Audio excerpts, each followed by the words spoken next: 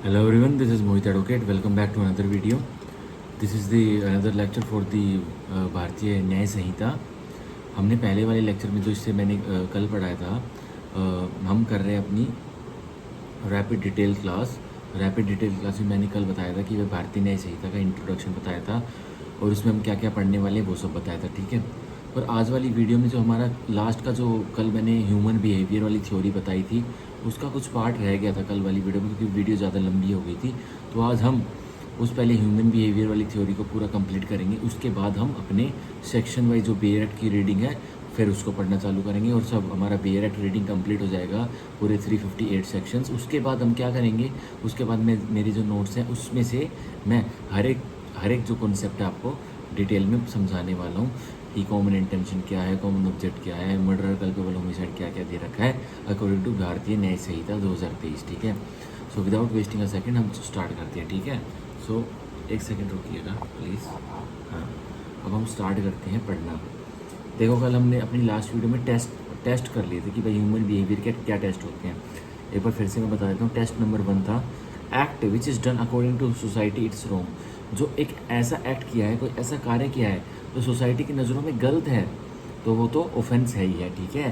तो वो human behaviour का काम नहीं है, वो एक ऑफेंस बनेगा, ठीक है. ड्यू टू सोसाइटल रेनिफिकेशन, भाई सोसाइटल जो समुदाय का रेनिफिकेशन है, society become conscious and afraid. अगर सोसाइटी में अपराध होता है तो सोसाइटी डर जाती है, सोसाइटी कॉन्शियस हो जाती है, सोसाइटी सोई हुई होती है. जब किसी के साथ अपराध होता है तो सोसाइटी एकदम से जग जाती है कि भाई उसके साथ तो गलत हुआ, भाई उसके साथ तो गलत हुआ. ऐसे होने लग जाता है, आप मानो चाहे मत ना मानो.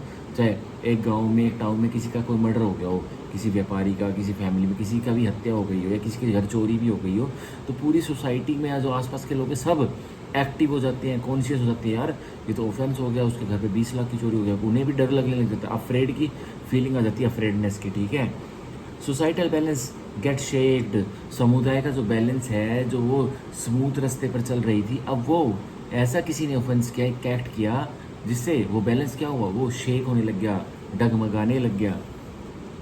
Fear feeling got created. डर की भावना उत्पन्न हो जाती है सोसाइटी में. So these acts are made punishable by legislature. So इन एक्ट्स को, इन कार्य को पनिशेबल बनाया गया है हमारे लेजिस्लेचर द्वारा, ठीक है. तो ये मैंने कल 2 टेस्ट बताए थे कल वाली वीडियो में, और आज तो मैंने फास्टली वे में बता दिया. कल वाली वीडियो में और थोड़े एग्जांपल्स के साथ बताए थे, ठीक है.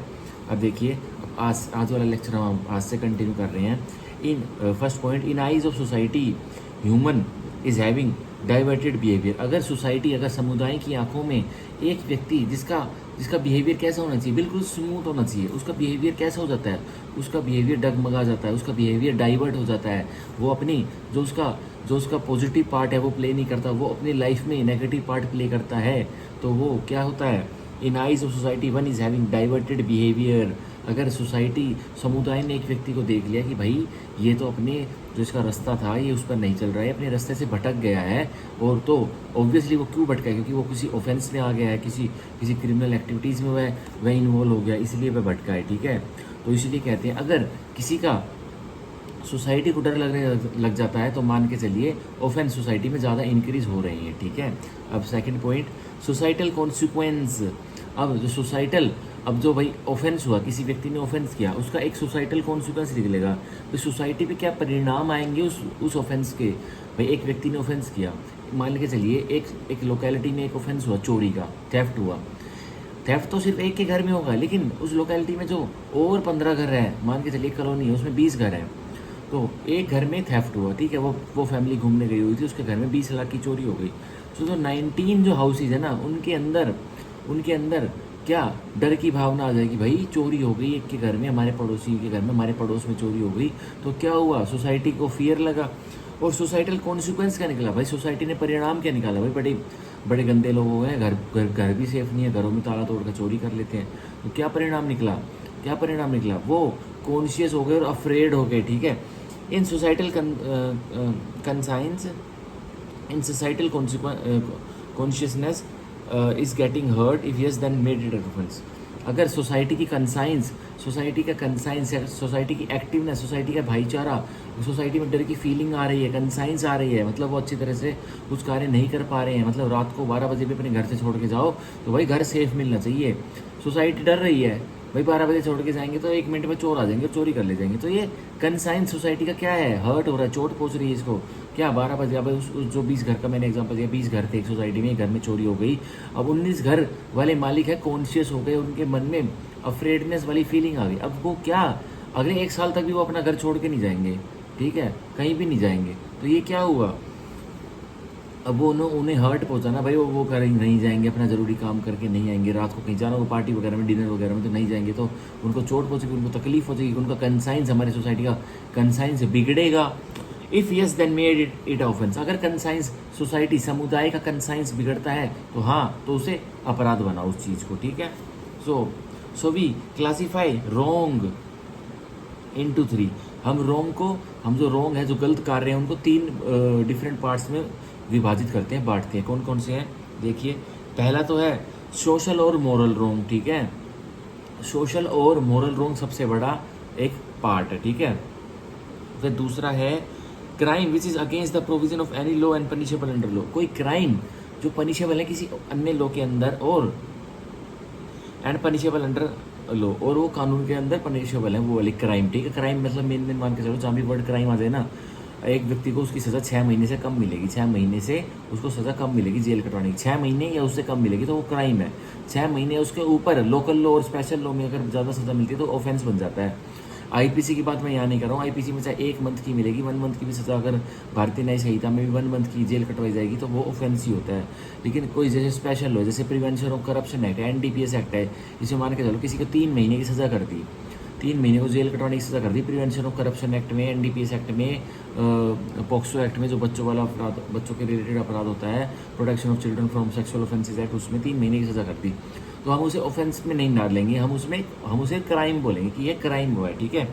और तीसरा पार्ट कौन सा है, ऑफेंस, जो कि स्ट्रॉन्गेस्ट है। ऑफेंस स्ट्रॉन्गेस्ट है, सबसे तगड़ा, सबसे स्ट्रॉन्गेस्ट क्या है पार्ट, किसका सोसाइटी में जो देखा जाता है, जिससे कंसाइंस बिगड़ती है। ऑफेंस, अगर ऑफेंस हुआ तो कंसाइंस 100% बिगड़ेगी। क्राइम हुआ तो मिनिमम नॉमिनल सी। और सोशल और मोरल रोंग हुए भाई, सोशल सोसाइटी, समुदाय से रोंग हुआ, और मोरल इंसानियत के साथ अगर गलत हुआ है तो वो भी इसके टाइप में आते हैं, सोसाइटल कंसाइंस के टाइप में आते हैं, ठीक है। हम आगे पढ़ते हैं। If something is punishable that is called offence. अगर कुछ पनिशेबल है तो वो होता है offence. And something is punishable under some other law that is crime. अगर और समथिंग, कुछ चीज़, कुछ कार्य, किसी व्यक्ति का कोई एक्ट अगर इस punishable under some other law, किसी और अन्य कानून के अंतर्गत पनिशेबल है, जैसे prevention of corruption act, NDPS act, POCSO act, तो वो क्राइम होता है। और मोटा मोटा मैंने डिफरेंस बता भी दिया है। क्राइम होता क्या है, मेनली जो 6 महीने और 6 महीने से सज़ा जिसमें कम होती है वो क्राइम होता है। हमारे आईपीसी में सेक्शन 40 में ऑफेंस की डेफिनेशन दी हुई थी। एक बार हम भारतीय न्याय संहिता में देख लेते हैं कि ऑफेंस की डेफिनेशन अब किस में दी हुई है। सेक्शन 2 सब सेक्शन 24 में दी हुई है ऑफेंस की डेफिनेशन, ठीक है। तो यह बहुत ज़रूरी था देखना, क्योंकि यह बहुत इंपॉर्टेंट टॉपिक आने वाले हैं आगे चल के। अब हम पढ़ेंगे, it means every social moral wrong is not a crime. इसका मतलब यह है कि हर जो सोशल और मोरल रॉन्ग है, जो समुदाय से रिलेटेड जो रॉन्ग है और जो इंसानियत से रिलेटेड जो रॉन्ग है, is not a crime punishable offence. तो वो क्राइम नहीं है, तो वो पनिशेबल ऑफेंस नहीं है। क्या भाई हर सोशल और मोरल रॉन्ग पनिशेबल है?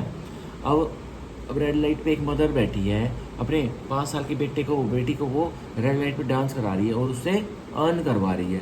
सबको पता है कि ये सोशल और मोरल रॉन्ग है, पर क्या कोई उसको पनिशमेंट दे सकता है? कोई भी नहीं दे सकता, कि वो उसकी मदर है, ठीक है। But most of offence and crimes are social and moral wrongs. पर ज़्यादातर ऑफेंसेस भी, अपराध भी क्या है, सोशल और मोरल रॉन्ग ही आप देखने को मिलते हैं, सोशल प्लस मोरल रॉन्ग, ठीक है।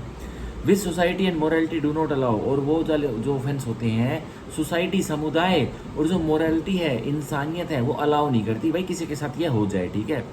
Which are against accepted human conduct. और वो कौन सी ऑफेंसेस है भाई, किसी ह्यूमन कंडक्ट के विरुद्ध वो होते हैं ना ऑफेंसेस, तो बिल्कुल भी एक्सेप्टेड नहीं है, ठीक है। उसको स्वीकार नहीं कर सकता एक ह्यूमन, ठीक है। अगर मेरा राइट है, मैं रात के 1 बजे भी खुला होकर रोड पे चल सकता हूँ, ये मेरे को हमारे भारतीय न्याय संहिता ने, हमारी कॉन्स्टिट्यूशन में राइट दी हुई है, ठीक है। सब्जेक्ट टू अदर थिंग्स है भाई, कोई और सरकार ने कुछ और बाधा नहीं लगा रखी हो, मतलब कोई लिमिटेशन ना लगा रखी हो, रिस्ट्रिक्शन ना लगा रखी हो, कंडीशन ना लगा रखी हो, लेकिन मेरी राइट है, मैं भारत के हर एक कोने में रात के 1 बजे भी खुला अकेला रोड पर चल सकता हूँ। कोई मेरा हक है, क्या हक है, यही मेरा चलना हक है। कोई मेरे को रात को 1 बजे आके मेरे कान पर मेरे सर पर पिस्टल लगा के ये नहीं बोल सकता, रिवॉल्वर लगा के कि भाई मेरे को पैसा दे दो अपना, कोई नहीं बोल सकता। तो ये क्या है, ये सोशल एंड मॉरल रॉन्ग है भाई। मेरी राइट है, तो तुमने अगर मेरे साथ ये ऑफेंस किया है तो मैं तो डरूंगा, साथ में सोसाइटी भी डरेगी, ठीक है। अब हम और नोट्स पढ़ते हैं, फिर हम बेयर एक्ट वाला देखेंगे, करेंगे प्रोविजंस अपनी कंटिन्यू। देखिए, IPC was not new at time when it got enacted. भाई जो आईपीसी थी हमारी इंडियन पेनल कोड, वो न्यू नहीं थी जिस टाइम ये एनेक्ट हुआ 1860 में, ठीक है। अब भारतीय न्याय संहिता तो बिल्कुल न्यू आ रही है 2023 में। अब हमारी एनफोर्समेंट आने वाली है 1/7/2024 से। वो तो उसमें तो बहुत ही सारे विभिन्न तरह के सारे ऑफेंसेस अच्छे से बताए गए हैं। पर ये आईपीसी का डाटा पढ़ते हैं, इसकी जगह देख लीजिए। Wrongs present in IPC were already presented in society. जो आईपीसी में हमारे रॉन्ग्स थे, जो किसी व्यक्ति के साथ सोसाइटी में गलत हो रहा था, समुदाय के साथ गलत होता, वो ऑलरेडी पहले से ही पर से प्रेजेंट थे सोसाइटी में, ठीक है। वो कोई नए नहीं आए थे। And they were punishable for decades. और जो रॉन्ग थे, जो 1860 से पहले, आईपीसी आने से पहले भी सोसाइटी में प्रेजेंट थे, वो पहले भी पनिशेबल थे, पहले भी, और कई सालों से पहले ही भी वो पनिशेबल थे, ठीक है। But only list got short listed and develop a codified law. But IPC में क्या हुआ, जो लिस्ट थी जो सोशल एंड मोरल रॉन्ग्स की, उनको शॉर्ट लिस्ट कर लिया गया। सारे ऑफेंसेस जो गलत हैं, जो समुदाय को ठेस पहुंचाते हैं, वो हमने एक बुक में लिख दिए और उसको बना दिया, क्या बना दिया, कोडिफाइड लॉ। हमने वह कोड बना दिया, IPC, Indian penal code, okay. अब हम नेक्स्ट पॉइंट पढ़ते हैं। The acts only left to add in IPC were only those whose societal ramification consequences are that much strong. People thought no mistake, go ahead. All penal provision got consolidated and make them in one code. बस वो वाले act छोड़ दिए, वो वाले कार्य छोड़ दिए जिसमें सोसाइटल रेनिफिकेशन पॉसिबल है, मतलब फीलिंग ऑफ फॉरगेटफुलनेस एंड फॉरगिवफुलनेस उसमें थी, ठीक है, तो वो छोड़ दिए। लेकिन और जो घातक वाले जो ऑफेंसेस थे, अपराध थे, वो हमने आईपीसी, इंडियन पिनल कोड में ऐड कर ली, ठीक है। भाई मर्डर पहले से भी होते आ रहे थे, हत्या, एक आदमी दूसरे आदमी की हत्या पहले से करता आ रहा था। 1860 में क्या पहली हत्या हुई थी?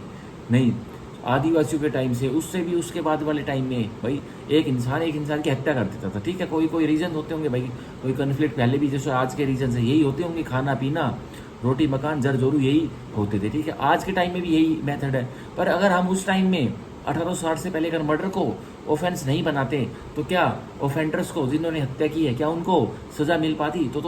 तो दिन में एक नहीं, दिन में कम से कम हजारों मर्डर होते, ठीक है। तो इसलिए सोसाइटल रेनिफिकेशन मर्डर के केसेस में पॉसिबल नहीं है। नो फीलिंग ऑफ सोसाइटल रेनिफिकेशन, इसमें सोसाइटल रेनिफिकेशन पॉसिबल ही नहीं है। फीलिंग ऑफ फॉरगेटफुलनेस और फॉरगिवफुलनेस मर्डर में है ही नहीं, ठीक है। और भी हीनियस क्राइम्स हैं उसमें है ही नहीं, ठीक है। भाई क्राइम तो ऑफेंस होता है, चाहे उसमें 2 दिन की किसी ऑफेंडर को जेल कटवानी मिले, भाई ऑफेंस तो ऑफेंस है ना। पर सोसाइटल रेनिफिकेशन पॉसिबल है, तो वो ऑफेंस नहीं बनाया था हमने, ठीक है। सोसाइटल रेनिफिकेशन मतलब लगाइए, वो मैंने एग्जांपल दिया था। भाई मंदिर में एक व्यक्ति चप्पल पहन के जाता है, गलती से गया, इंटेंशन नहीं गया, वो आगे की बात है, लेकिन चप्पल पहन के गया, तो पुजारी क्या उसको डंडा मारेंगे, उसको गोली मार देंगे, ये कह देंगे भाई बाहर निकाल दो, ये हमारे प्रभु परमात्मा का मंदिर है, इसमें चप्पल नोट अलाउड, तो वो चप्पल बाहर निकाल देगा। अब क्या होता है भाई, ऐसे ही अगर कोई मुस्लिम मैन अगर मंदिर में आ जाता है, तो क्या वो पाप है? नहीं, कॉन्स्टिट्यूशन ने उसको फ्रीडम दे रखी है कि भाई बिल्कुल आप जाइए, कहीं भी जाइए, हिंदू मस्जिद में जाएगा, मुस्लिम मंदिर में जाए, कहीं भी जाइए, आप चर्च में जाइए, ज्यूज़ के मंदिर में जाइए, पारसीज के कहीं भी जाइए, जो भी है उनका, तो कोई ऐसी दिक्कत नहीं है, ठीक है। लेकिन जिससे सोसाइटल रेनिफिकेशन जो जहाँ पॉसिबल नहीं थी भाई, कि फॉरगेटफुलनेस और फॉरगिवफुलनेस की फीलिंग जहाँ नहीं थी, उसको हमने आईपीसी, इंडियन पिनल कोड में मिला लिया। और अब 2023 में भारतीय न्याय संहिता ने इसको क्या किया, इसने और इसको short listed, extra short listed, जो और इतने रेलिवेंट अब सेक्शंस प्रोविजन नहीं रहते, उनको हटा दिया, और मेन जो न्यू मॉडर्न इरा के जो ऑफेंसेस हैं, उनको अब इसमें भारतीय न्याय संहिता में लिख लिया है, ठीक है। तो यह था हमारा ह्यूमन बिहेवियर और सोसाइटल कॉन्सिक्वेंसेज, और भाई सोसाइटल शेकनेस की थ्योरी, कि भाई सोसाइटी का बैलेंस बिल्कुल फर्म होना चाहिए, स्थिर होना चाहिए, उसको शेकनेस, गड़बड़ी, उसको उछालो मत। उसका सोसाइटी की जो फीलिंग है, जो उसकी फ्रेटर्निटी है, जो उसका लाइवलीहुड है एक व्यक्ति का, बहुत सारे व्यक्ति का, बॉडी ऑफ पर्सन्स का, उन्हें बना रहने दीजिए, उसे बिगाड़िए मत। अगर बिगाड़ोगे तो सज़ा मिलेगी, ठीक है। अब हम और नोट्स पढ़ते हैं, उसके बाद हम आगे अपना डायरेक्ट लेक्चर स्टार्ट करेंगे, ठीक है। अब देखिए, criminal law is essentially a public law. Criminal law एक पब्लिक लॉ, जनता जनार्दन के लिए कानून है, which is related to rights in rem. और जो क्या रिलेटेड है, सीधा सीधा अधिकार जो रैम में मिलते हैं। राइट इन रैम का मतलब है rights which are against the whole world. Rights which are against the whole world. अगर मेरे विरुद्ध कोई अपराध करेगा तो मैं अपनी राइट किसके विरुद्ध दूंगा, अगेंस्ट द होल वर्ल्ड, ठीक है। मैं मेरे पास राइट है, मैं अपनी जेब में अपने राइट लिए घूमता हूँ। कोई मेरे को पिस्टल लगा के मेरे सर पे डरा नहीं सकता मेरे को। कोई मेरा मर्डर कोज नहीं कर सकता, कोई मेरे को लाठी नहीं मार सकता, क्योंकि मेरी राइट है, मेरी बॉडी की राइट है। Right against the whole world कोई भी नहीं कर सकता, चाहे प्रधानमंत्री चाहे गवर्नर, कोई भी नहीं कर सकता, ठीक है। अन्यथा तो मैंने कुछ अपराध ना किया हो, ठीक है। That is the world at large, ठीक है। Essentially it does the balancing of interest and freedom of action। ये क्या करता है, क्रिमिनल लॉ क्या करता है, essentially it does the balancing of interest। जो हित हैं ह्यूमन के, जो इंसानी हित हैं उनको बैलेंस करता है, ठीक है। एंड फ्रीडम ऑफ एक्शंस, और जो एक्शंस, जो एक ह्यूमन जो अपने एक्शंस करता है प्रतिदिन रोज दिन इतने सारे एक्शंस करता है, उनको फ्रीडम देता है क्रिमिनल लॉ, ठीक है। Between an individual and another individual, एक इंडिविजुअल अपना एक्शन प्ले कर रहा है, दूसरा इंडिविजुअल अपने एक्शंस प्ले कर रहा है, कोई दूसरों के राइट्स में इंटरफेयर नहीं कर रहे। अगर करेंगे तो उन्होंने क्या किया, क्रिमिनल लॉ एक्शन में आ जाकर और सजा दिलाएंगे, ठीक है। अगर करेंगे मतलब कुछ गंदा करेंगे, कुछ एक्ट करेंगे जिससे मेरे को दुख होगा, तकलीफ होगी, तो क्रिमिनल लॉ एक्शन में आएगा और उसको पनिशमेंट मिलेगी, ठीक है। And also between all individual and society at large, और एक सोसाइटी में मैं भी रहता हूँ, सोसाइटी में बहुत सारे व्यक्ति भी रहते हैं। एक इंडिविजुअल ने पूरी सोसाइटी के ऊपर कोई ऑफेंस करने की सोची, तो भाई पूरी सोसाइटी एट लार्ज भी अपने फ्रीडम ऑफ एक्शन इस्तेमाल करती है। ये मत मानो कि भाई, अब ये बताओ, जो एक सोसाइटी है, समुदाय किससे मिलकर बनता है भाई, ह्यूमन से तो मिलकर बनता है। एक व्यक्ति इकट्ठा हुआ, 2 हुए, 10 हुए, 100 हुए, 1000 हुए, 10,000 हुए, 1 लाख हुए, तो क्या बन गया, पूरा समुदाय बन गया। और एक व्यक्ति अब कर रहा है उसको, उस सोसाइटी को दिक्कतबाजी कर रहा है, तो क्या होगा, सोसाइटी एक तरफ खड़ी हो जाएगी और वो व्यक्ति एक तरफ खड़ा हो जाएगा। सोसाइटी वर्सेस वो वन ऑफेंडर एक तरफ खड़े हो जाएंगे, ठीक है। तो इसलिए क्रिमिनल एक्शन को एनफोर्समेंट में लाना जरूरी है। उस व्यक्ति को, एक व्यक्ति को जो सोसाइटी को दिक्कत दे रहा है, सेध रहा है, उसको सोसाइटी को डरा रहा है, उनकी कंसाइंस को हर्ट कर रहा है, तो उसके लिए जरूरी है, ठीक है, उसको पनिशमेंट देना। अब देखिए थोड़े और नोट्स पढ़ते हैं। The jurisprudential essence lies in the fact that a matter of public policy and for doing balancing of interest, certain acts have been prejudged collectively by the society to the acts which are against the society at large, in the sense that these acts shake societal conscience and societal stability of the society. The society collectively abhors, punishes these acts and provides the punishment for the same. It is because of this reason that primarily the states prosecutes the accused। अब सीधा इसमें यही बता हुआ है कि भाई society ने जो सोसाइटी समुदाय के साथ जो अपराध होते थे ना, उनको पहले ही प्री जज कर लिया था। 1860 में तो हमारा कोड आया था, आईपीसी आया था, सॉरी 1860 में तो हमारा आईपीसी आया था, बट 2023 में हमारा और एडवांस लॉ भारतीय न्याय संहिता आ गई। अब 1860 से 1860 से पहले भी तो ऑफेंसेस थे, तो सोसाइटी ने उनको प्रीजज कर लिया था कि भाई ये वाले ऑफेंसेस होते हैं, जिससे क्या होता है, जिससे सोसाइटल कंसाइंस शेक होती है, मतलब धमधमा जाती है, गड़बड़ा जाती है, ठीक है, ऊपर नीचे हो जाती है, ठीक है। जैसे गाड़ी चल रही थी एक हाईवे पर, बिल्कुल स्मूथ हाईवे पर, बिल्कुल प्लेन रोड पर, स्मूथ रोड पर, अब कोई ऐसा एक अपराध हुआ, एक व्यक्ति ने ऐसा कोई एक्ट किया जिससे क्या हुआ, गाड़ी में दिक्कत आने लग गई, गाड़ी में वो आने लग गया, क्या बम्स आने लग गए, तो क्या हुआ, सोसाइटल बैलेंस शेक हुआ। तो यही होता है, सोसाइटी भाई सो रही है, सोसाइटी अपना काम कर रही है, धंधा कर रही है, समुदाय अपना भाई रोज अपना जो उनका डेली का काम है वो करे। कोई जो किसी की आइसक्रीम शॉप है उस पर जा रहा है, किसी की क्लॉथ की शॉप है उस पर जा रहा है, किसी की ज्वेलरी शॉप है उस पर जा रहा है। अब क्या होता है, एक बदमाश कैटेगरी का एक व्यक्ति आ जाता है, वो ज्वेलरी शॉप वाले व्यक्ति को पैसे मांगता है। वो पैसे क्यों मांगता है, ऐसे ही धक्के से, गुंडा मर्जी से। अब भाई ये क्या हुआ, अगर ज्वेलरी शॉप वाले ने पैसे दिए तो अपराधी की हिम्मत बढ़ेगी, वो फिर उस आइसक्रीम शॉप वाले से भी मांगेगा, क्लॉथ शॉप वाले से भी मांगेगा, और अन्य और बिजनेसमैन से भी मांगेगा। अब क्या हुआ, तो इसीलिए कोई किसी से पैसा अवैध वसूली ना करे, इसलिए ही क्या किया हमने आईपीसी में और भारतीय न्याय संहिता में एक्सटोर्शन वाला ऑफेंस ऐड किया। कोई भाई एक्सटोर्शन किसी से कुछ वैल्यूएबल सिक्योरिटी मांगने की कोशिश करेगा और अगर उसको डिलीवरी हो जाती है तो ऑफेंस बनेगा वो कौन सा, एक्सटोर्शन का, ठीक है। तो आईपीसी में तो हमारा सेक्शन 383 में बनता था और 384 में उसकी पनिशमेंट थी। अब भारतीय न्याय संहिता में देखेंगे, रीड करेंगे किस में बनता है, ठीक है।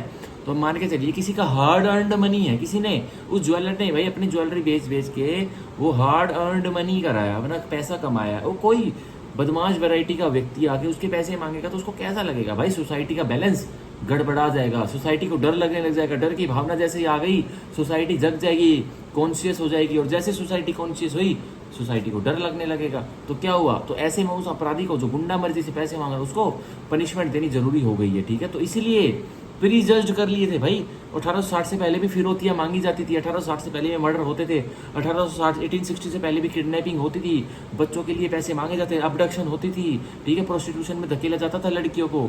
तो क्या हुआ? वो पहले ही प्री जज्ड कर लिए थे हमारे लोगों ने, सोसाइटी के लोगों ने, और फिर उन्हीं को आईपीसी में एंट्री दे दी थी। तो यह सिंपल सा यह लॉजिक है, ठीक है। तो हमने नोट्स पढ़े पूरा आज, और मैं आगे देख लेता हूँ। 2 पेजेस के और नोट्स बच रहे हैं जो कि ये बहुत इंपॉर्टेंट टर्म आएगी अब, मेला इन से मेला इन प्रोहिबिशियो, ये हम पढ़ेंगे, इनका मतलब देखेंगे। बस 2 पेजेस के नोट है। फिर हम आज के जो हमारे वो हैं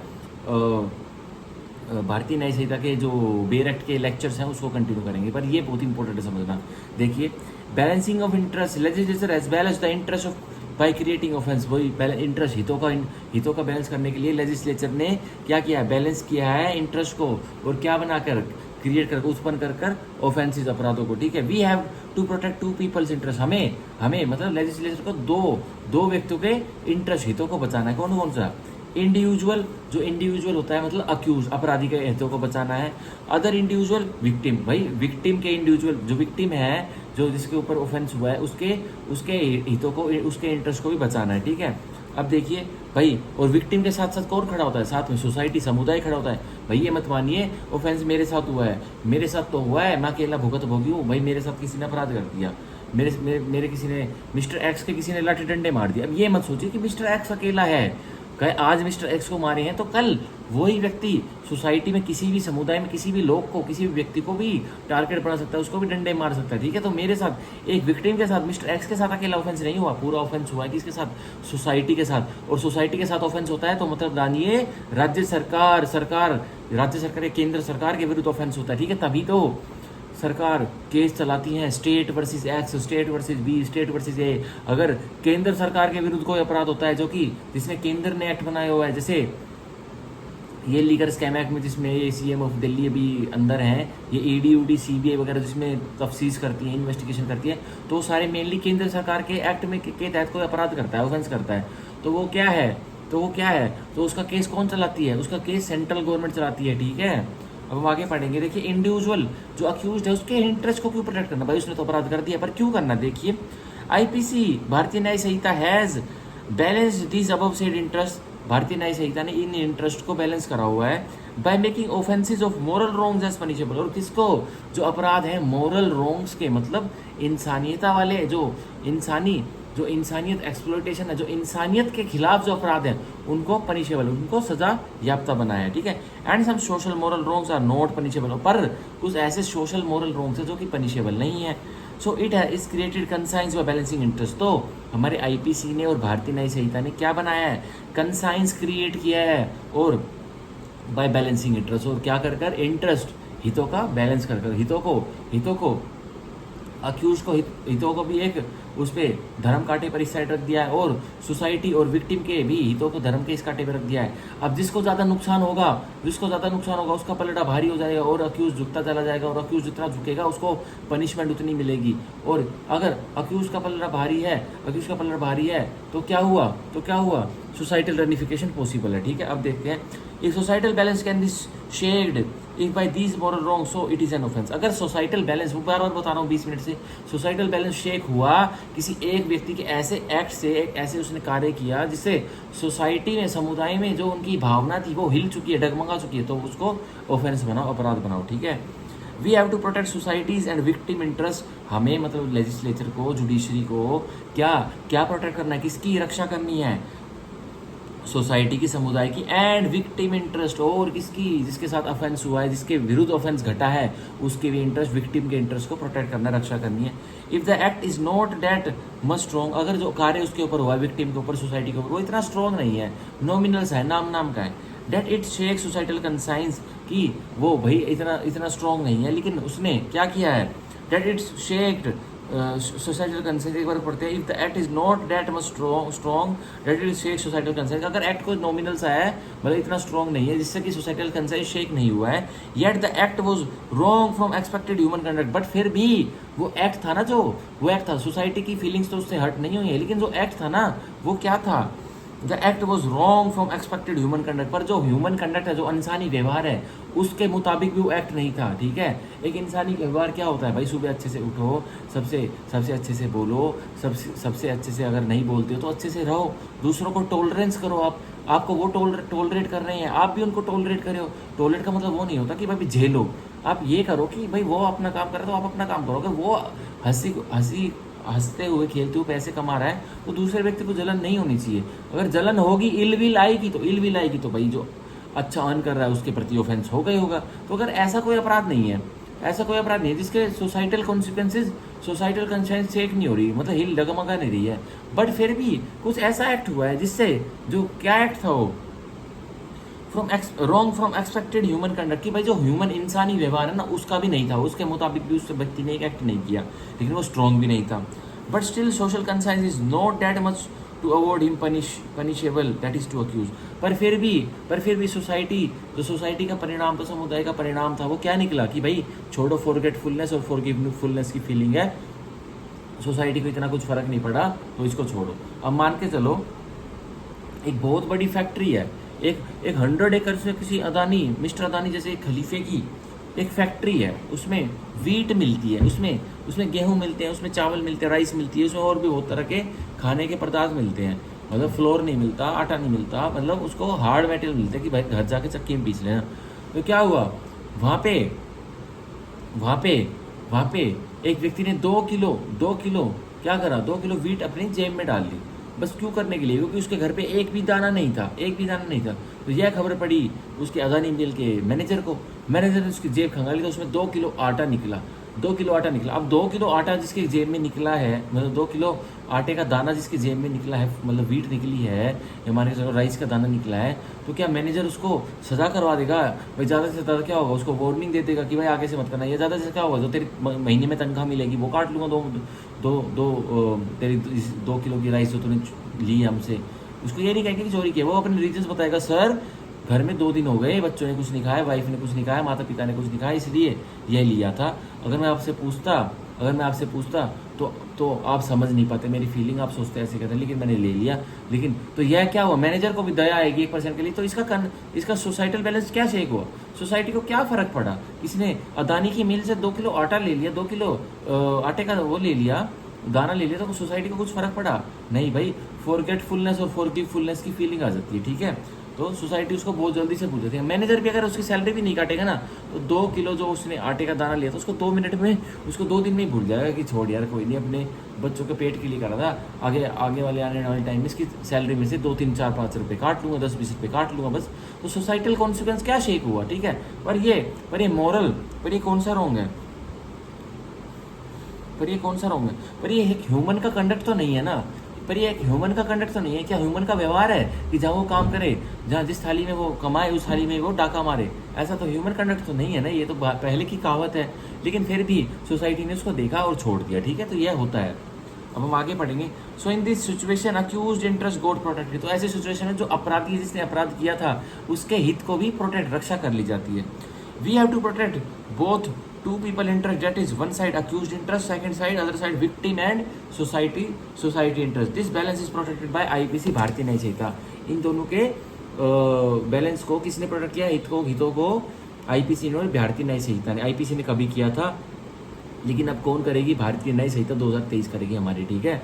अब देखिए, अब हम 2 टर्म्स पढ़ेंगे जो कि बहुत इंपॉर्टेंट है। एक टर्म है मेला इनसे,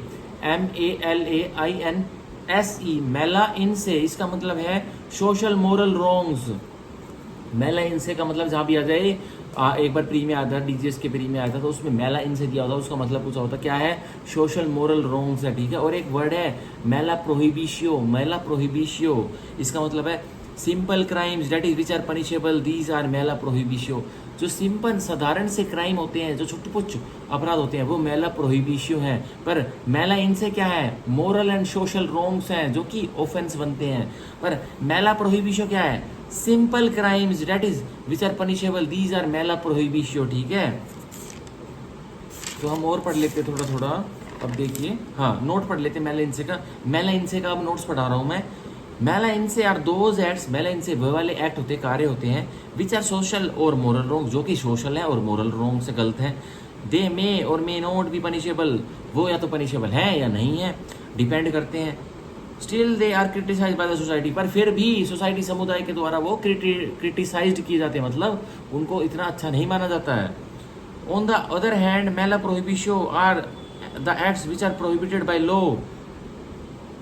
सॉरी, और दूसरी तरफ क्या है, मेला प्रोहिबिशियो वे वाले कार्य हैं which are prohibited by law, जो कि कानून ने प्रोहिबिट, रोक लगाई हुई है, पनिशमेंट है उसकी कानून में। Irrespective whether it is a social और मोरल रोंग और नॉट, कोई फर्क नहीं पड़ता क्या वो सोशल मोरल रोंग है या नहीं है, वो पनिशेबल है। ये मेला प्रोहिबिशियो। ठीक है, जिसने मेला प्रोहिबिशियो किया तो उसको सजा मिलेगी। मेला इनसे किया तो वही हो सकता है, डिपेंड है कि सजा मिले या ना भी मिले, छोड़ दे कोर्ट, या फिर वो विक्टिम आपको छोड़ दे। ठीक है, तो ये होता है। अब थोड़ा सा और पढ़ते हैं, दो तीन लाइन के नोट्स हो रहा है फिर बेयर एट। Criminal law including the IPC provides for a particular human behaviour, जो क्रिमिनल लॉ है इंक्लूडिंग हमारा जो आईपीसी और Bharatiya Nyaya Sanhita provide for particular human behaviour, क्या प्रोवाइड करता है, किस बारे में बताता है भारतीय न्याय संहिता, एक ह्यूमन बिहेवियर, इंसानी व्यवहार दूसरों के प्रति, समुदाय के प्रति, which is expected from every human, और जो व्यवहार किससे एक्सपेक्टेड है, हर एक इंसान से, कि भाई वो सोसाइटी में अच्छा करके दिखाए, किसी को सेधे ना, किसी को दिक्कत ना करे, तो ये सबसे हम मानते हैं ना। And when any human deviates from such expected conduct, और अगर कोई ह्यूमन, अब जो उसका अच्छा व्यवहार उसको रहना चाहिए, अच्छा बच्चा बन के रहना चाहिए, अच्छा ह्यूमन बन के रहना चाहिए, अब वो डाइवर्ट हो जाता है, अब वो एक बुरा पापी बन जाता है, बुरा एक क्राइम करने वाला ऑफेंडर बन जाता है, तो क्या होगा, that is where the criminal law punishes the wrong doer. अब फिर क्या होगा, जैसे ही वो बुरा पापी बनेगा, वो कुछ गंदा एक्ट करेगा, मेला प्रोहिबिशियो करेगा, तब उसको क्या होगा, तब उसको पनिशमेंट देगा, और कौन देगा, क्रिमिनल लॉ देगा, भारतीय न्याय संहिता देगी। तो ये हमारा पूरा हुआ ह्यूमन कंडक्ट की, सोसाइटल रेनिफिकेशन की, सोसाइटल बैलेंस की, जो मैंने थ्योरी पढ़ाई है अपनी लैंग्वेज में, अपने नोट से, वह पूरी हुई। अब हम स्टार्ट करेंगे बेयर एक्ट रीडिंग, जो कि भारतीय न्याय संहिता की बेयर एक्ट रीडिंग है, हम उसको स्टार्ट करेंगे, और पहले सेक्शन से लेके सेक्शन 358 तक पहले रीड करेंगे, और फिर उसके बाद में फाउंडेशन क्लासेस में, ये अभी रैपिड डिटेल्ड क्लास हमारी चल रही है, कुछ नोट्स और कुछ हमारे बेयर एक्ट के प्रोविजंस। उसके बाद मैं क्या करूँगा, अपने नोट्स में से सारा मटेरियल जो भी है, मैंने नोट्स बनाए हुए हैं आईपीसी के, भारतीय न्याय संहिता के, बनाऊंगा, और साथ साथ चल भी रहे हैं, तो उसको आपको बताता हुआ चलूँगा। ठीक है, अब पढ़ते हैं हम सीधा अपने सेक्शंस पे आ जाते हैं। कल मैंने क्या बताया था, इसमें हमारे पास 358 सेक्शंस है भारतीय न्याय संहिता में, बीएनएस में, और 20 चैप्टर्स है। ठीक है, और कितने चैप्टर्स हैं, 20 चैप्टर्स हैं हमारे पास, 20 चैप्टर्स और सेक्शन 358 सेक्शंस हैं, और हम अब सीधा पढ़ेंगे। और कल मैंने इसका जो भाई क्या ऐड हुआ है और क्या ओमिट हुआ है, क्या आईपीसी से उठाकर इसमें डाला है, ठीक है, या फिर और कुछ अन्य चीज़ें डाली हैं, और जो आईपीसी में था वो इसमें नहीं डाला है, वो ओमिट कर दिया, तो वो भी मैंने कल वाली वीडियो में बता दिया था। अब हम क्या करेंगे, सीधा हम अब पढ़ना चालू करेंगे। ठीक है, अब देखिए, अब हम पढ़ना चालू कर रहे हैं बीएनएस 2023। अब पढ़ रहा हूँ मैं, द भारतीय न्याय संहिता 2023। ठीक है, तो इसका नाम क्या होगा, द भारतीय न्याय संहिता 2023। इसका एक बार इसका पढ़ लेते हैं हम। प्रेसिडेंशियल असेंट कब मिली थी इसको, 25 दिसंबर 2023। ठीक है, 25/12/2023 को मिली थी, क्रिसमस वाला डे याद रख लेना। प्रेसिडेंट साहब की असेंट कब मिली थी हमारे भारतीय न्याय संहिता को, भारतीय साक्ष्य अधिनियम को, और भारतीय नागरिक सुरक्षा संहिता को, 25/12/2023। बहुत इंपॉर्टेंट डेट है, और जल्दी से याद भी हो जाती है, दिसंबर में मिली थी, 25 दिसंबर में, ठीक, क्रिसमस वाले दिन, और 2023 में। ठीक है, आप देखिए इसका प्रीएम्बल हम पढ़ते हैं। An act to consolidate and amend the provisions relating to offences and for the matters connected therewith or incidental thereto। अब ये क्या बता रहा है, एक एक्ट, एक स्टैट्यूट टू कंसोलिडेट, की इसमें सारी चीज़ है, कुछ भी आपको बाहर जाने की जरूरत नहीं है भाई, जो स्पेशल और लोकल लॉ उसमें तो जाना पड़ेगा, लेकिन जो सोसाइटी में जो क्राइम्स होते हैं, जो ऑफेंसेस होते हैं, अपराध होते हैं, उसके रिलेटेड आपको इसमें ही जाना है। भारतीय न्याय संहिता में आपको सब कुछ मिल जाएगा, ए टू जेड सबकी डिटेल मिल जाएगी कि ये व्यक्ति ने ये वाला एक्ट किया तो क्या बना, वो वाला एक्ट किया तो क्या बना, पूरा, ठीक है। And amend the provision related to offences, और अमेंड कर रहा है क्या, जो प्रोविजंस है आईपीसी के उसको अमेंड करा है और नया ही एक एक्ट बना दिया जिसको बोलते हैं हम Bharatiya Nyaya Sanhita. And for matters connected where with, और जो मैटर कनेक्टेड है किससे, जो अपराधों से, जो ऑफेंसेस से जो मैटर कनेक्टेड है, मुद्दे कनेक्टेड है, वो भी इसमें मिलेंगे भारतीय न्याय संहिता में। और इंसिडेंटल देयर टू, या कनेक्शन तो नहीं रखते पर साथ भी नहीं छोड़ रहे, पर साथ साथ इंसिडेंटल है, कहीं ना कहीं टक्कर हो सकती है, इंसिडेंटल है, ठीक है, एक्सीडेंटल नहीं, इंसिडेंटल, ठीक है।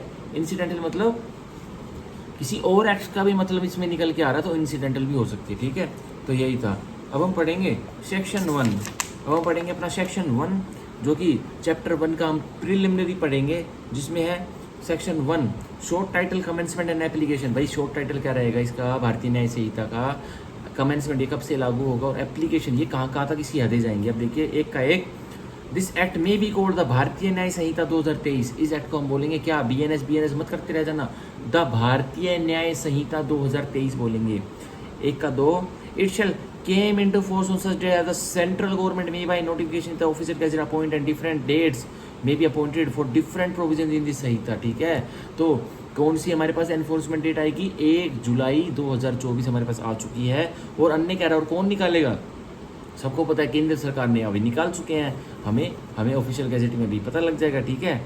अपॉइंट एंड डिफरेंट डेट्स में भी appointed for different provisions in of this Sanhita. और कह रहा है कि भाई एक ही दिन पर अगर, जो इसमें 358 के 58 प्रोविजन दे रखे हैं, एक ही दिन पर अगर सारे एनफोर्समेंट नहीं डाले तो कोई दिक्कत नहीं है, कोई अलग अलग डेट्स भी आ सकती है, डिफरेंट प्रोविजन जो इसमें धाराएं हैं ना भारतीय न्याय संहिता में उनके लिए, ठीक है। तो ये कोई दिक्कत की बात नहीं है। अब एक का 3, every person shall be liable to punishment under this Sanhita, हर व्यक्ति लाइबल होगा कि उसको सजा मिलेगी इस संहिता, भारतीय न्याय संहिता के तहत, एंड नॉट अदरवाइज, और अन्य और किसी और के लिए नहीं, और अन्य किसी कानून के अंतर्गत नहीं, इस संहिता के अंतर्गत। फॉर एवरी एक्ट और ओमिशन, हर एक कार्य के लिए जो उसने किया, और ओमिशन जो कार्य उसने किया भी नहीं, अब ओमिशन आगे बताऊंगा, बहुत अच्छा टॉपिक ओमिशन का। कॉन्ट्ररी टू द प्रोविजंस देयरऑफ, और कॉन्ट्ररी है, बिल्कुल विरुद्ध है, अपोजिट है, किसके विरुद्ध है, इस संहिता के प्रोविजंस के विरुद्ध है। किसी ने एक्ट किया, किसी व्यक्ति ने ओमिशन किया जो संहिता को सीधे सीधे तौर पर टक्कर दे रहा है, जो इसमें लिखा हुआ है धाराओं में, उनको कॉन्ट्राडिक्ट कर रहा है, उनको टक्कर दे रहा है, चुनौती दे रहा है कि तेरे अंदर ये लिखा हुआ है लेकिन मैंने उल्टा किया, अब मेरे को पनिशमेंट कौन देगा, संहिता देगी, ठीक है तेरे को भाई। Of which he shall be guilty with in India, और वो गिल्टी कहाँ दोषी माना जाएगा, इंडिया में। अगर बाहर भी करता है इंडिया का नागरिक तो उसको कहाँ माना जाता था, आईपीसी के अंतर्गत, ठीक है। कहाँ माना जाता था, एक्स्ट्रा टेरिटोरियल एप्लीकेशन, याद कर लीजिए, दे रहा था एक्स्ट्रा टेरिटोरियल एप्लीकेशन, दे रहा था सेक्शन 4 आईपीसी। तो अगर किसी इंडियन नागरिक ने बाहर छुट्टी बनाने गया है, बाहर भी क्राइम कर दिया, अगर इंडिया में आके छुप गया या रहने लग गया, इंडिया में जहाँ भी उसको पकड़ा जाता था तो उसको ट्रायल करके सजा दे दी जाती थी, ठीक है। तो ये अब हमारा हो गया पूरा सेक्शन 1, जो कि इतना ये समझाने के लिए। और क्या है, अब हम पढ़ेंगे सेक्शन 2, हम पढ़ेंगे डेफिनेशंस। अब जो हमारे आईपीसी में जो सेक्शंस की डेफिनेशन दी गई थी, जैसे कि सेक्शन 5 के बाद शायद, हाँ 6 के बाद, 6 में तो वो तो जनरल एक्सेप्शन के लिए डिक्लेरेटरी प्रोविजन दे दिया था कि भाई सारी जो टर्म्स है जनरल एक्सेप्शन जो दी जाएंगी, जो वही जिसमें डिफेंसेस मिलते थे वो इनके तहत पढ़ना, सब में एक्सेप्शन लगाना है, वो डिक्लेरेटरी था। हमारे सेक्शन 7 से लेके सेक्शन 52 कैपिटल ए आईपीसी तक हमें मिलती थी सारी डेफिनेशन, पर अब इसमें ऐसा कोई रोला नहीं है भारतीय न्याय संहिता में। इसमें क्या कर दिया, सेक्शन 2 में सारी डेफिनेशन क्लोज इसमें दे दी, ठीक है। आप वो पढ़ते हैं सारी डेफिनेशन। देखिए सेक्शन 2 का 1, act denote as well as a series of acts as a single act. Act जो एक कार्य है उसको मान लीजिए तो वो सिंगल कार्य है या फिर वो सीरीज ऑफ कार्य है। मतलब एक व्यक्ति ने एक को चाटा मारा, ए ने बी को एक चाटा मारा, ठीक है। ए ने बी को एक चाटा मारा, तो क्या किया उसने, एक्ट किया, एक कार्य किया। ए ने बी को एक चाटा मारा, एक उसके गुद्दी पर थप्पड़ मारा, एक उसको लात मारी, तो उसने क्या किया, सीरीज ऑफ एक्ट की उसने, ठीक है। सीरीज ऑफ कार्य किया एक ही विक्टिम के ऊपर। और मान के चलिए ए ने बी को चाटा मारा, ए ने फिर सी को लात मारी, ए ने फिर डी को क्या करा, गन शॉट मारा, तो वो क्या होता है, वो एक्ट किया है। एक्ट में सिंगल एक्ट भी आता है और सीरीज ऑफ एक्ट भी आती है, ठीक है। याद रखना, एक्ट बहुत इंपॉर्टेंट है इसमें। अब सेक्शन 2 सब क्लोज टू एनिमल। अब एनिमल बता रहा है जानवर क्या होता है। Animal means any living creature. Animal जानवर वह एक लिविंग क्रिएचर है, ठीक है, other than a human being. भाई जो ह्यूमन बीइंग को छोड़ के जो भी लिविंग क्रिएचर है ना इस पे हमारी धरती माता पे, वो सारे एनिमल है, ठीक है। मच्छी हो, कोई भाई स्नेक हो, सारे लिविंग क्रिएचर है, ठीक है। भैंस हो, गाय हो, बुल हो, ठीक है, ये सारे लिविंग क्रिएचर हैं। बस इंसान नहीं है एनिमल, ठीक है। इंसान को छोड़ के जितने भी अन्य पदार्थ के ये जो आ जाती हैं, ये तरह तरह की जाति आ जाती है एनिमल्स की, जानवरों की, वो एनिमल है सब, ठीक है, समझ लीजिए। अब सेक्शन 2 का क्लोज 3 चाइल्ड। अब चाइल्ड की बता रहे बच्चा कौन होता है। Child means any person below the age of 18 years. बच्चा मतलब कोई भी व्यक्ति जो कि 18 साल से आयु का कम का बालक है। 18 साल या उससे कम का बालक, 18 साल भी बालक कहलाएगा। 18 ईयर्स का है ना कोई बच्चा, जैसे आज कोई बच्चा 18 साल का होता है तो वो चाइल्ड है, कल से वो चाइल्ड नहीं रहेगा, कल से वो मेजर हो जाएगा। भाई आज जैसे क्या तारीख है, आज जो भी कुछ तारीख हो, आज के दिन अगर कोई बच्चे का बर्थडे है, वो 18 साल का आज हुआ है, तो आज अगर वो कोई एक्ट करता है ना, तो उसको चाइल्ड की तरह डील किया जाएगा, ना कि एक मेजर की तरह। कल वो अगर कोई एक्ट कर देता है अपने बर्थडे के अगले दिन, वो गुंडा बन जाता है और किसी को गोली मार देता है, तो उसको मेजर की तरह डील किया जाएगा, ना कि चाइल्ड की तरह, ठीक है। अब ये चाइल्ड था। अब क्योंकि पिछले वाले आईपीसी में बहुत जगह 12 साल 16 साल ऐसे देके कन्फ्यूजन क्रिएट की हुई थी चाइल्ड के ऊपर। 21 साल भी दिया हुआ था उसमें ऑप्शनिटी वाले में, और वो चाइल्ड नहीं था, वो एनी पर्सन दिया होता।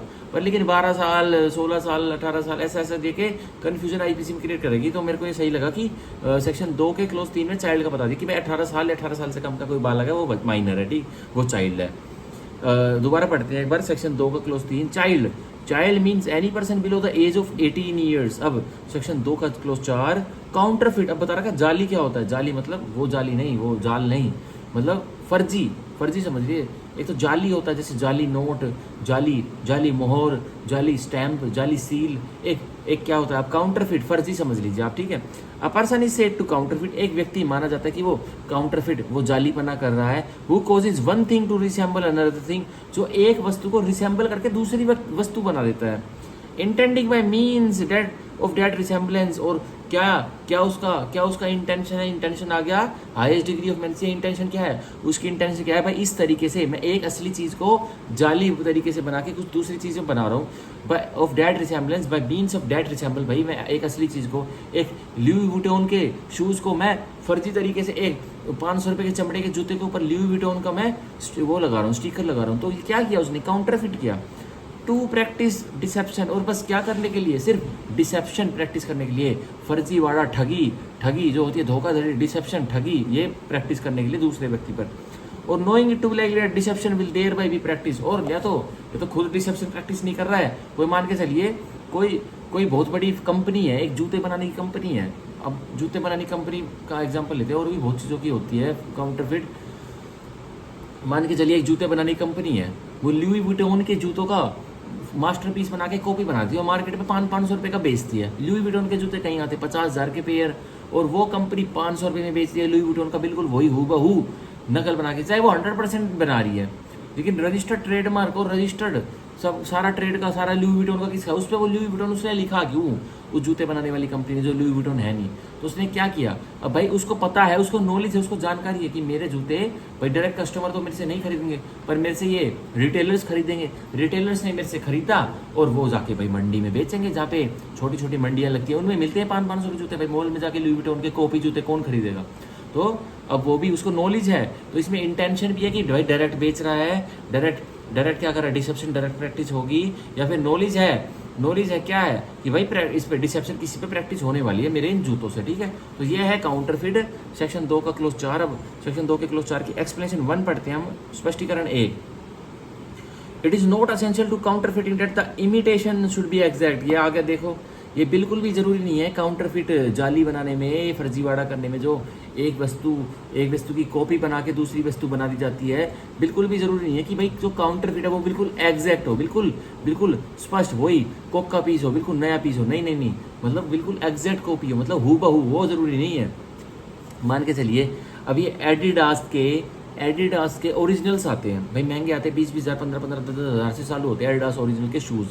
नॉर्मल एडिडास से 2-2 हज़ार के भी आ जाते हैं आजकल के टाइम में, लेकिन जो एडिडास ओरिजिनल है वो भाई महंगे ही आते हैं, 10,000 से तो स्टार्टिंग होती है, जो फ्रेश अराइवल होते हैं उन वाले जूतों की। अब किसी ने क्या किया, एक वही जूते वाले व्यापारी जो कि कोई इंडस्ट्री एरिया में, मान के चलिए दिल्ली के नरेला इंडस्ट्री एरिया में, उसने एडिडास की कॉपी करने की, एडिडास के जूते बनाने की कॉपी फैक्ट्री खोली है कि भाई मैं जूते इसमें कॉपी धड़ाधड़ कॉपी बनाऊंगा। लेकिन वो क्या करता है, एडिडास ओरिजिनल्स की जगह क्या लिख देता है, Adidas, Adidas originals, double S लगा दिया था पीछे, एडिडास ओरिजिनल्स, ओरिजिनल्स के आगे डबल एस लगा था, एडिडास ओरिजिनल्स। तो क्या हुआ, डिजाइन तो होगा हुई है, लेकिन जो मार्का डाला, जो एडिडास ओरिजिनल्स का ब्रांड नेम डाला, वो उसमें डबल एस लगा दिया पीछे।